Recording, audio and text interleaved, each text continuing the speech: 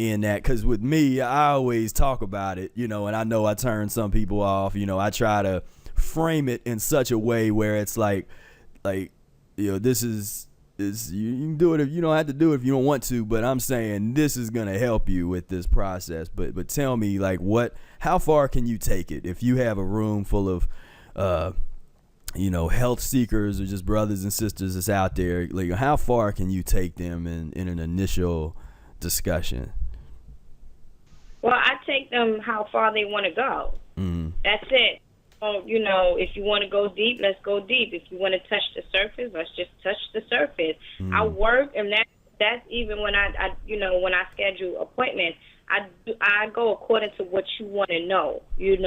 Probably it's not the time for you to know about enemas. Probably it's not the time for you to know how to fast. You come into different levels of consciousness and health when it's your time. You see, when it's your time. Now, to go back with the fasting and how to approach it, I also would like to share with the audience that for me, what I always recommend my clients is that, listen, what is the illness? Okay, what is the illness? Why are you fasting? Why do you believe you want to fast? Because sometimes you can fast for 2 days, like you said, a short-term fast. You can, a medium fast, or you can have a long-term fast. What is the illness? Is it at an acute stage? Is it at a latent stage? Is it at a chronic stage? You see, you have to, you see, the whole point about this whole health thing, you have to know your body. You have to know what's going on. Right.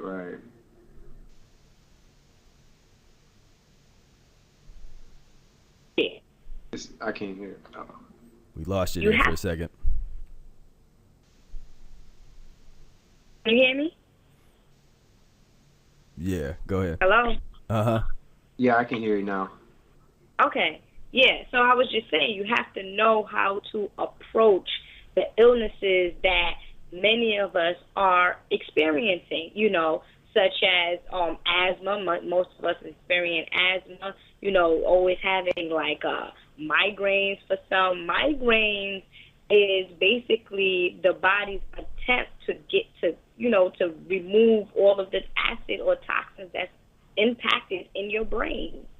You see, your veins or your arteries. You're just so backed up. And I also look at it like sometimes we have these responses in the body that's basically signals to stop eating. It's our bodies are always giving us these signals, but we had just got so far away from understanding how to interpret symptoms to mean, okay, stop eating, And then not even this. That was a good point that you raised, because most of us are confused about thirst. We confuse thirst and hunger. Okay, most of us are we're so dehydrated because of the foods that we eat. We're not hydrating our bodies with water that we think that we're hungry, but we're actually thirsty. And as a result of mistaking those two, you tend to go back and feed your body the fast foods or the foods that are impacted with high salt content.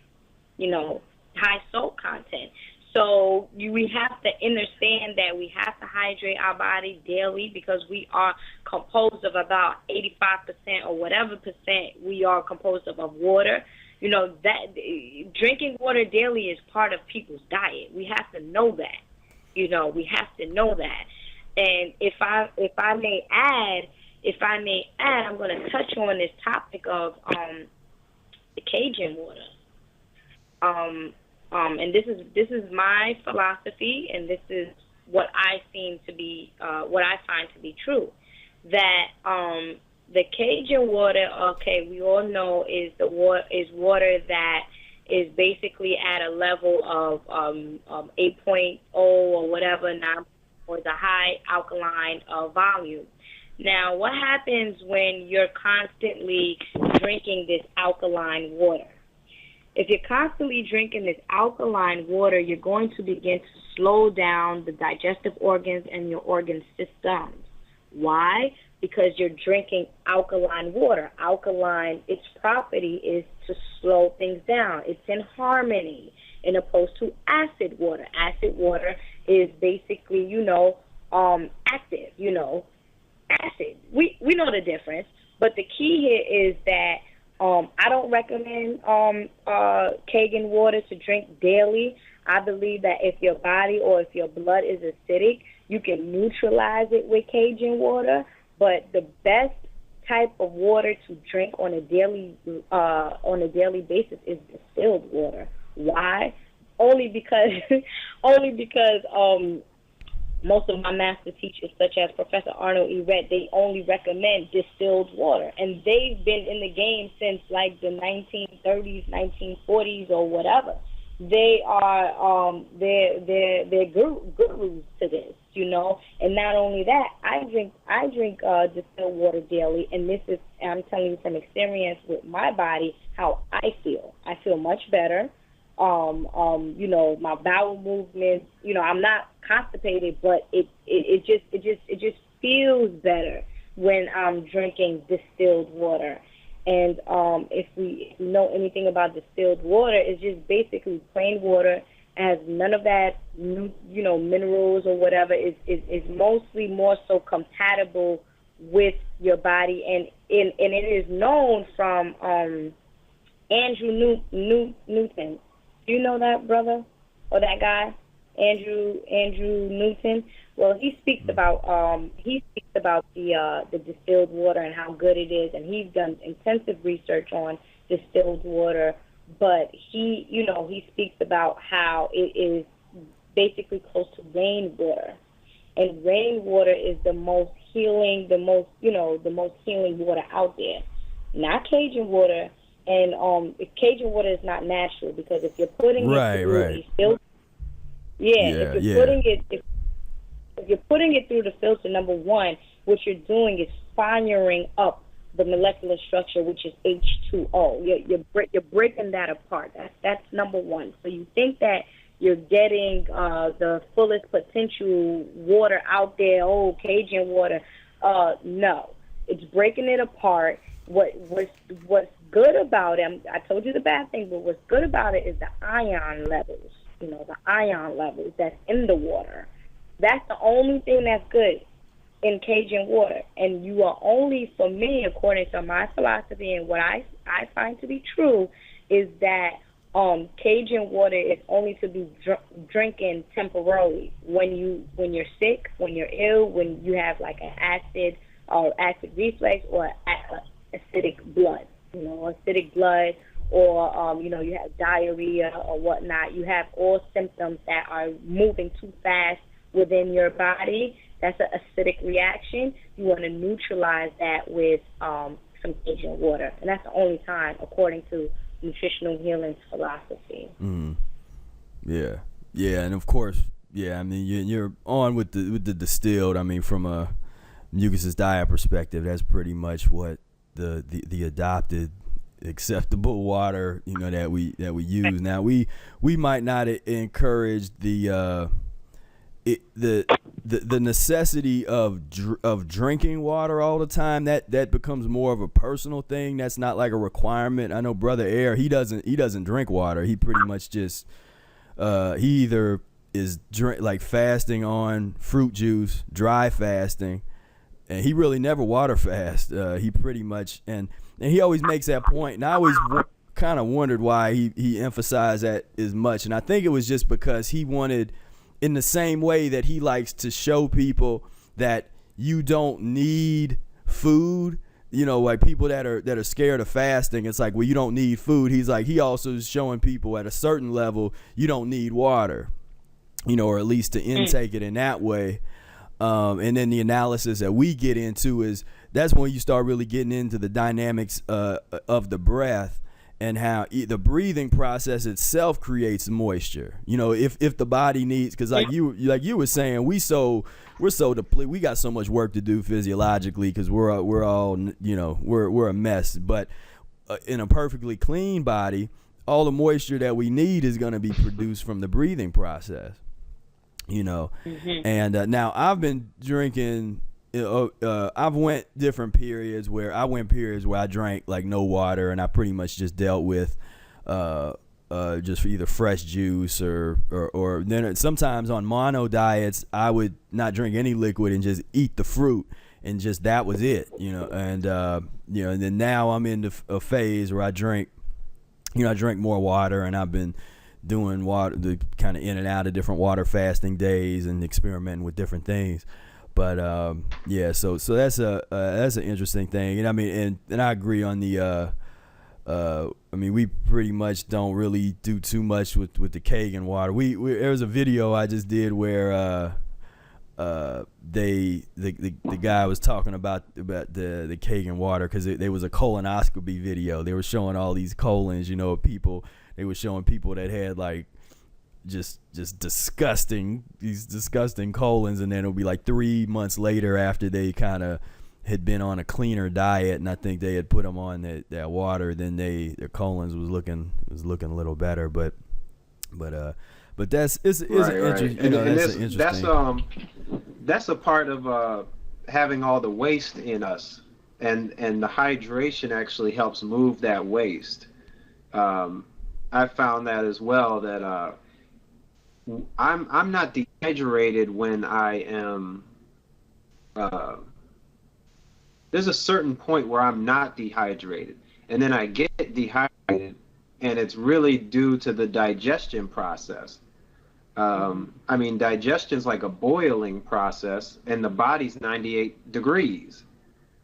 So, we have to kind of question what dehydration is, because if the body's 98 degrees, like, that's hot. So what is dehydration? And I found that, there's been times where I wasn't drinking a lot of water, and then I drank some, and I had a really good bowel movement. Right. So, because it's like a lubricant. Right. Like what you're saying, Spira, is when the body's clean, there really is no experience of dehydration. Right. That's an experience that we have based on the physiology, the food in our intestines, the food in our blood, the food in all our organs. That's where dehydration becomes an aspect. Yeah, definitely. And it's interesting that you spoke about the colon, the different experiences with the colon, and that right there proves that you are to drink Kangen water when your body or your colon is at an acidic state. Well, I don't know if I wouldn't say it proves it. To me, I look at that, and this is what I said in my video, was because that happens regardless of if you were drinking that water or not. But what happens oftentimes when people start healing, it's like a what Eric called a camouflaged fast, but I call it a camouflaged mucusless diet, because they didn't just drink that water. They had changed their diet drastically. In the diet, they didn't get real specific, but it was like meat, dairy free, basically. Like I just was like transition diet, the mucusless diet. And so regardless of because I haven't come across a whole lot of people that drink that type of water, and I know, thousands of people that have healed without it, in terms of like the healing process. Now does it help for the people that have done it? I don't have as many case studies on those, and people that have used that water specifically for those, for those ends. But I look at that definitely as, like I said, a camouflage mucusless diet or camouflage fast. And there's a lot of those things where people will want to kind of say that the healing property of something, like like the healing property of a particular type of food, or the healing property of a particular type of herb or something like that, as opposed to that holistic thing was like, well, what is the purpose of that food? What's the actual purpose of that herb from the mucusless diet perspective, is going to be about elimination, because the body is what is the actual healer. Like, the body is what heals itself, but it can't heal itself when it's got all this waste in there. And so you use these tools to help aid the body in the removal of obstruction, and then, you know, the healing process. But then because I work with some people that when they start talking about different, you know, different foods or different herbs or something, and they're like, well, that's what healed me. You know, I took these herbs and it's healed me, or I ate this and it healed me. And I was like, well, no, you also, and they'll have changed their diet and they won't even think about that. Like, but you know what? You weren't just taking herbs. You changed your diet. You know, you've been doing enemas like that. You know, so you're actually cleansing yourself, and you're giving your body opportunity to heal itself. And right now, for somebody who's dealing with a financial issue, I've heard that lemon water is the same as alkaline water. Is that true? Or is the cake different? I mean, it's different. To nutritional healing, I'm saying. Oh, okay.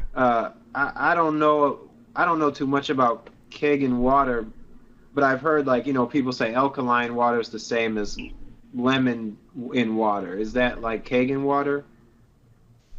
Well, how can it be the same if we all know that lemons are acid?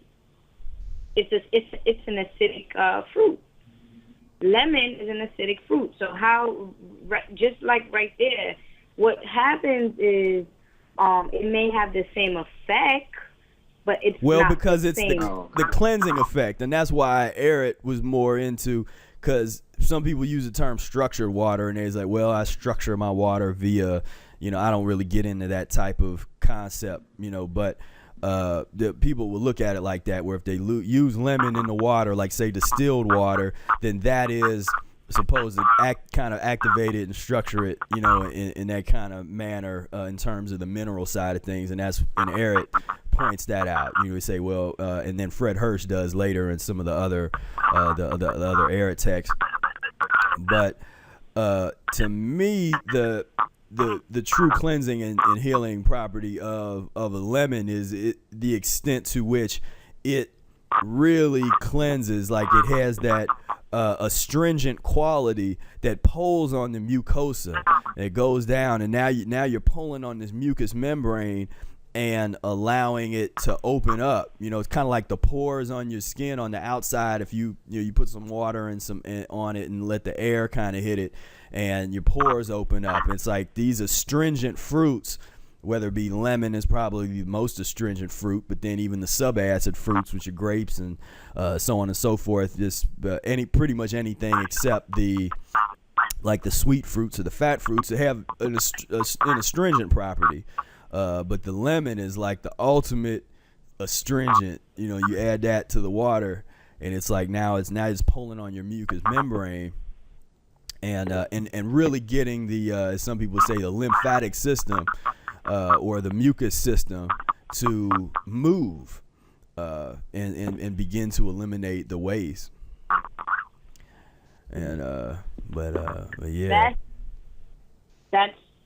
that would have been along the lines that I would have said about that lemon, because that's basically what lemon does when it enters the digestive system. And not to mention, we have to also take into consideration that, you know, we have enzymes in our body that changes the molecular structure, or changes the frequency of everything that goes into our body.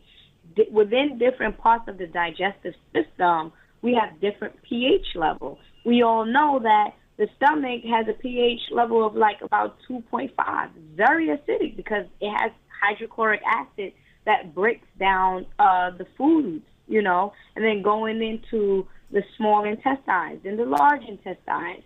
So we take in what is known as lemon into our digestive system or our body, and what it does is it basically loosens up, like Professor Spira said. What it basically does is loosens up the mucus within the mucous membrane and the mucosa of the small intestine. and all the stuff. Yeah. So that's basically what it does with the help of the different enzymes that's within the whole digestive system. You see. So, going back to, I see what you're saying. Right. Okay. So that's my... Right. I mean, and now the thing about the pH and the different in the internally, and where we would kind of, because we don't necessarily get into kind of too much of like an enzyme kind of analysis and the and from that side, because some of those things we kind of, when you get on these diets long enough, it's like it changes the fundamental aspects of your whole digestive process, just change in drastic ways, to the point like I know that my gut can't be the same pH as like somebody that's eating meat or somebody that's eating, and when I started really doing the lemon juice enemas, that's our thing. But when I started really getting into that, and then coupled that with the fasting and everything else, my whole concept of hunger totally changed. Hunger that I used to experience, where you eat something and 2 hours later, as the acids in the stomach start to kind of, it's like it's wanting to eat something else. It's like on the walls of your stomach, and it's like, all right, give me some more pus or give me some more food. Then you start eating it and that kind of thing. But once I got far enough along with the cleansing process, like I never feel acid. I mean, in my stomach, ever. I mean, it's like the only time I ever have an acid type of feeling is when I eat some mucus.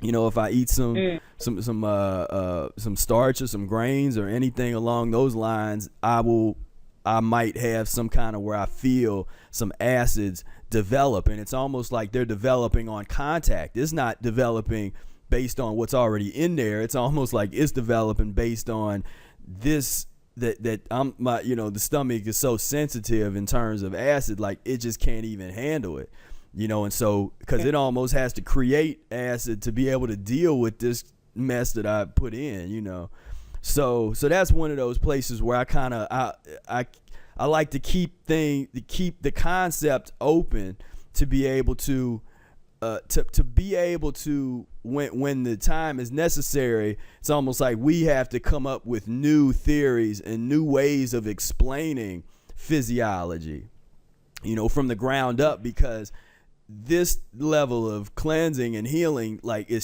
totally changes everything, and it's kind of like how, and part of those changes that I've kind of witnessed is like a simplification of things, where it's like stuff gets way more simplified in terms of the way that things can be explained, and but that's just interesting, and the way that we go about examining that is just as we get cleaner and cleaner, as we get cleaner and cleaner, we start to see these changes and come up with like, okay, well, what's the explanation for this? What is the explanation for, if I did, I think the longest dry fast I might have done was 14 days. It's like, well, how did I do that? Well, you go back to Arnold Ehret. That's when he's like, well, the body is an air gas engine, and the body basically, and you go back to that somewhere Ehret talks about that the chicken embryo experiment.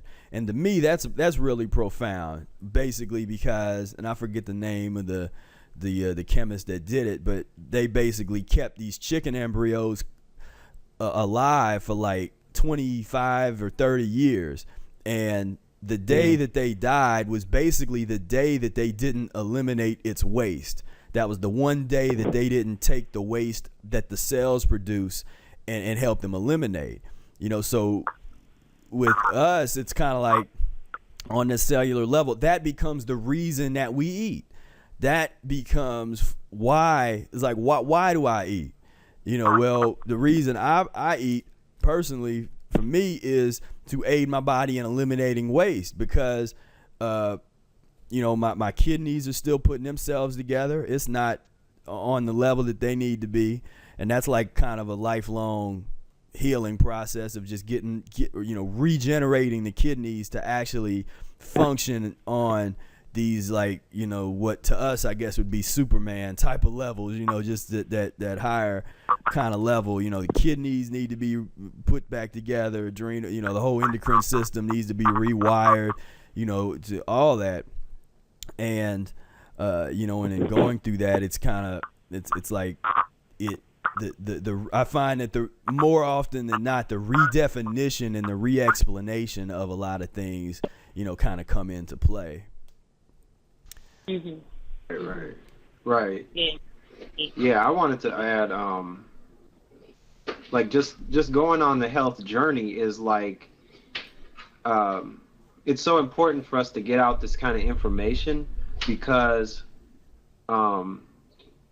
people don't really understand what the process of changing your diet is. Like when I'm spending time with people, like I recently went camping with some friends, it's like I might not be eating at the same time as you, but that doesn't mean, that you're supposed to be eating on the same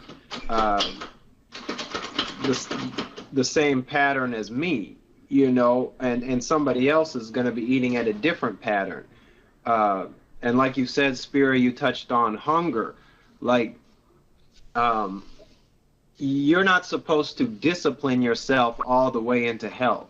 You're supposed to understand the nature of your body and how to work with the acids, how to work with the foods, so that you don't get hungry in the same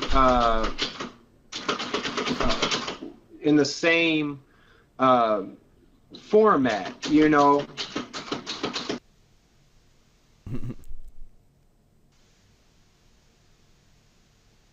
Yeah, so like people just sometimes consider stuff a challenge, like your challenge, like when you're sharing health information, especially a mucusless diet, and then you spend time with somebody,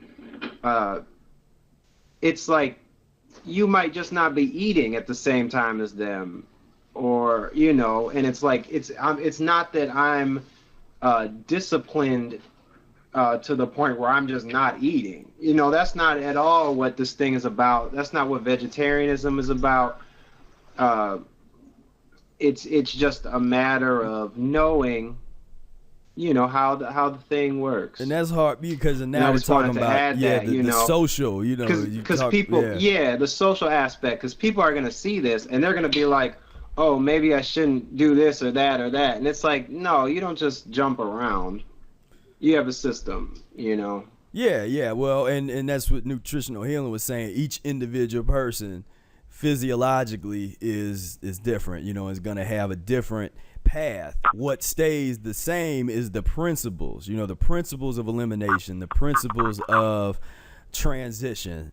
Those are, and when those principles are applied best for each individual person and each individual physiology, because that gets in. I know Tony, you had brought up sort of the importance of like diagnosis, and we kind of, that's one of those words that it kind of points to that whole medical establishment thing, which we're not about, but the concept of being able to evaluate. And that's when I'm working with somebody like on a one-on-one kind of coaching type of situation.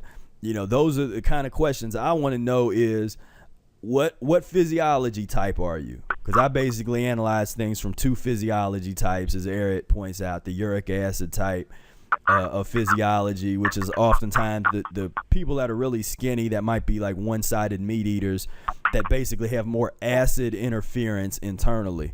So they're skinny. A lot of people in society think that they're mistake them for being healthy, but it's but they're really just backed up with a lot of acids. Then you have the fat type or the mucus type of physiology, which is what I was and what I am, and so those two, that little bit of information, that totally changes something, that what I'm going to tell that person to eat or what I'm going to suggest them to eat, in a consultation type of setting, because somebody that is a uric acid type, I tend to give them a lot more, like, okay, you're gonna need a lot of stuff. And this is what's interesting.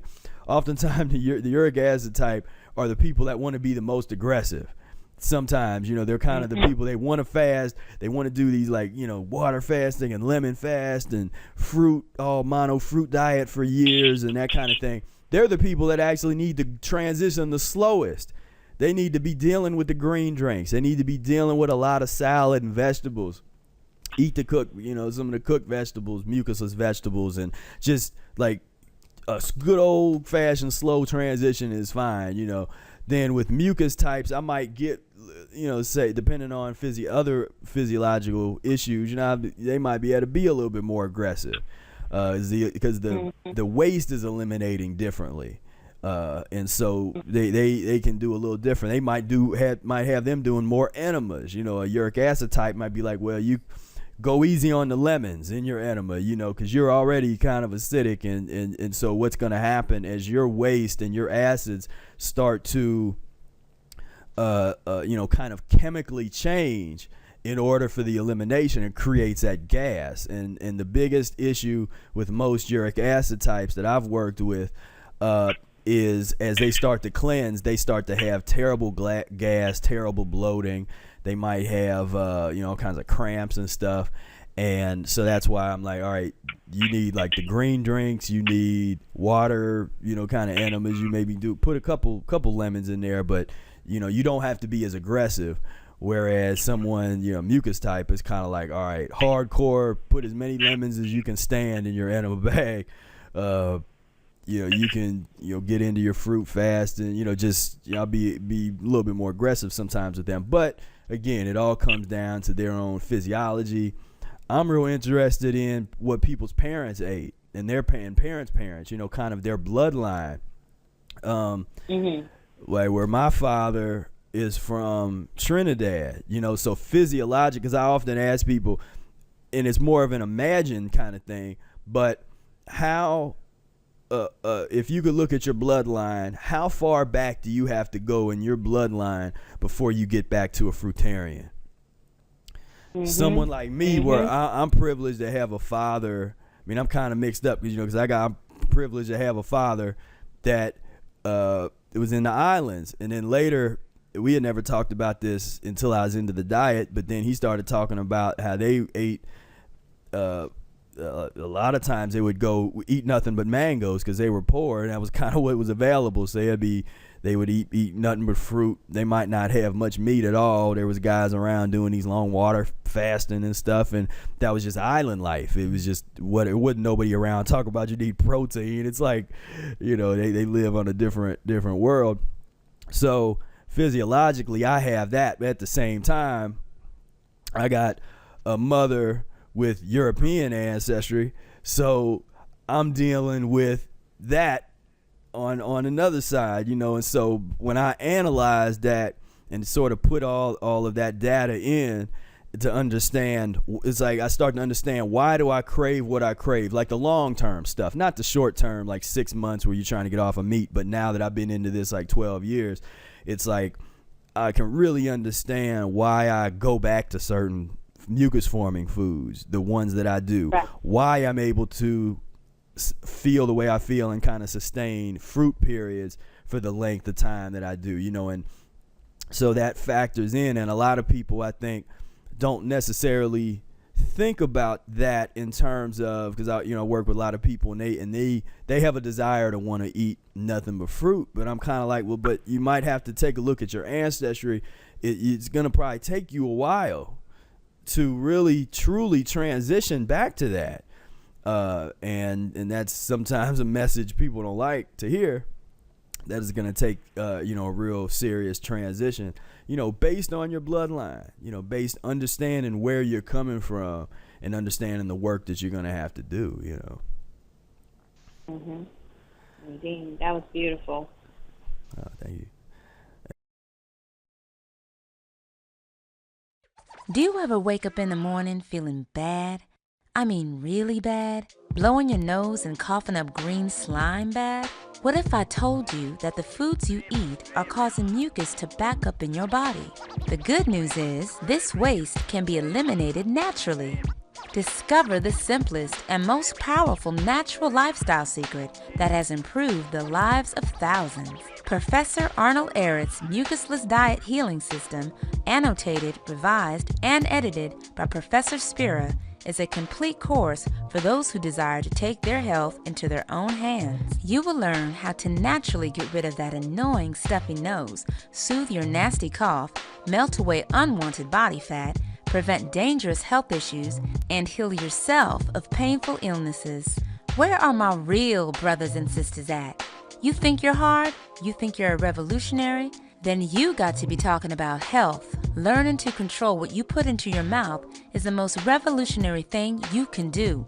Check out the book that inspired Dr. Sebi, Lila Africa, and many others. Visit www.mucusfreelife.com/revised-mucusless-diet to get your copy today while supplies last.